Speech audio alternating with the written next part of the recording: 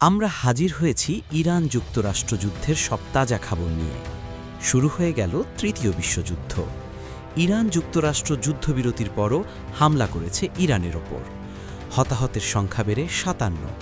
ইরানের পাল্টা হামলা করার হুমকি। ইসরায়েলি প্রধানমন্ত্রী নেতানিয়াহু ইরানের কাছে ক্ষমা চেয়েছেন।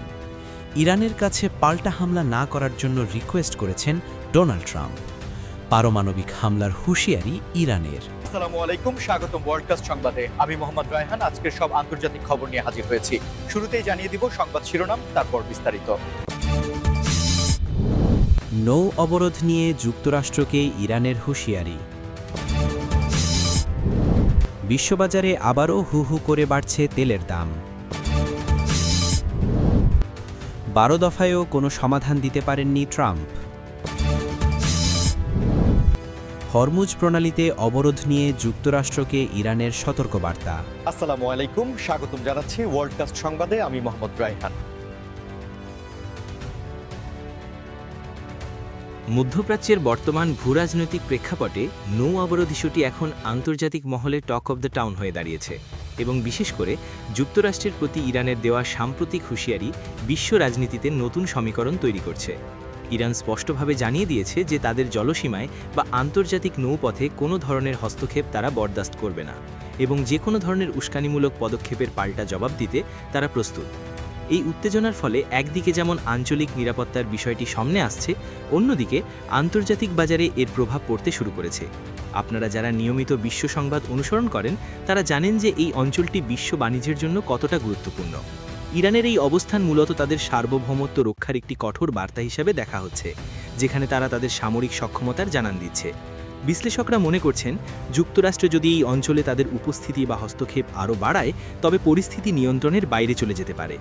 তবে সাধারণ দর্শকদের মনে প্রশ্ন জাগতে পারে যে কেন এই উত্তেজনা বারবার ফিরে আসে। এর মূল কারণ হলো ওই অঞ্চলের ভৌগোলিক অবস্থান এবং জ্বালানি সম্পদের উপর নিয়ন্ত্রণ। প্রিয় দর্শক, আপনারা কি মনে করেন এই ধরনের হুঁশিয়ারি শেষ পর্যন্ত কোনো বড় সংকটের দিকে মোড় নেবে? আপনাদের মূল্যবান মতামত অবশ্যই নিচে কমেন্ট বক্সে লিখে জানান, কারণ আপনাদের মতামত আমাদের আলোচনার পরিধি বাড়িয়ে দেয়। আমরা নিয়মিত এমন গুরুত্বপূর্ণ আপডেট নিয়ে আসি, তাই আপনি যদি আমাদের চ্যানেলে নতুন হয়ে থাকেন তবে সাবস্ক্রাইব করে বেল আইকনটি চেপে দিন যাতে কোনো আপডেট মিস না হয়। আসলে এই ধরনের কূটনৈতিক টানাপড়েন শুধু সামরিক খাতের বিষয় নয়, এটি সরাসরি বিশ্বের সাধারণ মানুষের জীবনযাত্রায় প্রভাব ফেলে, যা আমরা পরবর্তী খবরগুলোতে আরও পরিষ্কারভাবে বুঝতে পারব। বিশ্ববাজারে তেলের দাম নিয়ে যে অস্থিরতা শুরু হয়েছে তা এখন সাধারণ মানুষের কপালে চিন্তার ভাঁজ বাড়িয়ে দিচ্ছে এবং আবারও হু হু করে বাড়ছে জ্বালানি তেলের দাম। তেলের বাজার মূলত বর্তমানের ভূ রাজনৈতিক অস্থিতিশীলতা এবং সরবরাহ ব্যবস্থার ওপর সরাসরি নির্ভরশীল। যখনই বড় কোনো শক্তিধর দেশের মধ্যে উত্তেজনার খবর আসে তখনই বিনিয়োগকারীরা তেলের ভবিষ্যৎ সরবরাহ নিয়ে শঙ্কিত হয়ে পড়েন, যার ফলশ্রুতিতে দাম লাফিয়ে লাফিয়ে বাড়তে থাকে। তেলের এই দাম বৃদ্ধি মানেই পরিবহন খরচ বেড়ে যাওয়া, আর পরিবহন খরচ বাড়লে নিত্য প্রয়োজনীয় প্রতিটি পণ্যের দামও চক্রবৃদ্ধি হারে বাড়তে থাকে।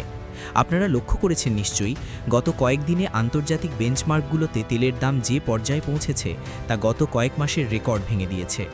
তেল উৎপাদনকারী দেশগুলোর সংগঠন ওপেকের সিদ্ধান্ত এবং বৈশ্বিক চাহিদার অসামঞ্জস্য এই পরিস্থিতিকে আরও জটিল করে তুলছে।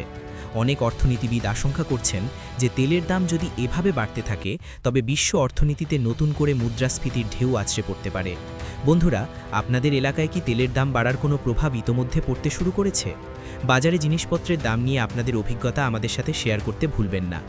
আসলে তেলের বাজার নিয়ন্ত্রণ করা কোনো একক দেশের পক্ষে সম্ভব নয়, তবে এই পরিস্থিতি মোকাবিলায় দেশগুলো বিকল্প শক্তির কথা ভাবছে কিনা তা এখন বড় প্রশ্ন। আপনারা যারা আমাদের ভিডিও নিয়মিত দেখেন তারা জানেন আমরা সব সময় চেষ্টা করি খবরের পেছনের আসল খবরটি আপনাদের সামনে তুলে ধরতে। তেলের এই মূল্যবৃদ্ধির প্রভাবে মধ্যবিত্ত ও নিম্নবিত্ত মানুষের জীবনযাত্রার মান কিভাবে প্রভাবিত হচ্ছে তা নিয়ে আপনাদের মন্তব্য আমাদের পরবর্তী আলোচনার রসদ যোগাবে। লাইক দিয়ে আমাদের পাশেই থাকুন এবং এই ভিডিওটি শেয়ার করে অন্যদেরও সচেতন করুন।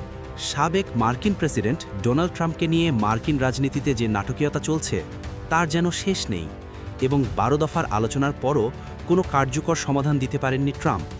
এই বিষয়টি এখন মার্কিন রাজনৈতিক অঙ্গনে ব্যাপক বিতর্কের জন্ম দিয়েছে, যেখানে তার নেতৃত্ব এবং সিদ্ধান্ত নেওয়ার ক্ষমতা নিয়ে প্রশ্ন তুলছেন বিরোধীরা। মূলত কোনো নির্দিষ্ট সংকট বা আইনি জটিলতা নিরসনে তার পক্ষ থেকে যে ধরনের উদ্যোগ আশা করা হয়েছিল তা বাস্তবায়িত না হওয়ায় এক ধরনের অচলাবস্থা তৈরি হয়েছে। 12বার সুযোগ পাওয়ার পরেও কেন কোনো সুরাহা হলো না তা নিয়ে খোদ তার দলের ভেতরেই কানাঘুষা চলছে। রাজনৈতিক বিশ্লেষকদের মতে ট্রাম্পের এই ব্যর্থতা আগামী নির্বাচনে তার অবস্থানের উপর বড় ধরনের প্রভাব ফেলতে পারে। মার্কিন ভোটাররা সবসময় একটি শক্তিশালী ও সমাধানমুখী নেতৃত্ব প্রত্যাশা করে, কিন্তু বারবার ব্যর্থ হওয়ার ফলে জনগণের আস্থার জায়গাটিতে ফাটল ধরতে পারে। তবে ট্রাম্পের সমর্থকরা মনে করছেন তাকে পরিকল্পিতভাবে বাধা দেওয়া হচ্ছে বলেই তিনি কাঙ্ক্ষিত ফলাফল আনতে পারছেন না। আপনারা যারা মার্কিন রাজনীতি নিয়মিত পর্যবেক্ষণ করেন তাদের কাছে এই বিষয়টি কেমন মনে হচ্ছে? ট্রাম্প কি পারবেন এই অচলাবস্থা কাটিয়ে নতুন কোনো চমক দেখাতে, নাকি এই ধারাবাহিক ব্যর্থতা তার রাজনৈতিক কেরিয়ারের জন্য বড় বাধা হয়ে দাঁড়াবে? আপনাদের চিন্তাভাবনা আমাদের সাথে শেয়ার করুন।